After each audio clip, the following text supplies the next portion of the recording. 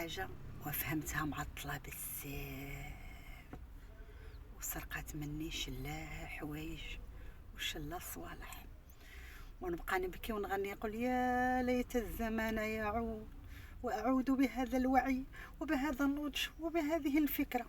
كتلقى كلشي دازو ولا وانتهى.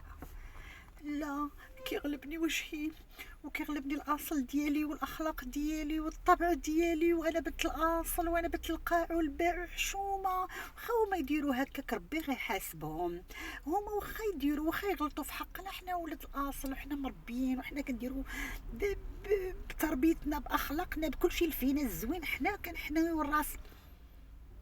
الله سبحانه وتعالى قال لك ما تكونوش مستضعفين في الارض. قال لك شكون يجبركم على هادشي؟ الم تكن ارض الله واسعه هاجروا رحلوا.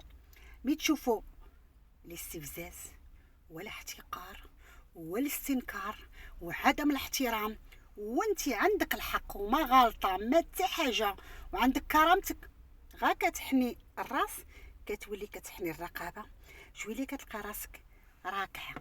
ونحن لا نركع ولا نسجد الا لله سبحانه وتعالى. تما كتبدا الغلطه. وشكون اللي كيخليك تبقى صابر على الويل لك حل؟ حيت انت بنت الاصل وبنت الاخلاق وبنت راه في الاخر غايتخلاو عليك، في الاخر غيديروا لك شي قالب، غيديروا لك شي مصيبه، لان الناس الماكيرين عمرك ما تتعاملي معاهم بالاخلاق.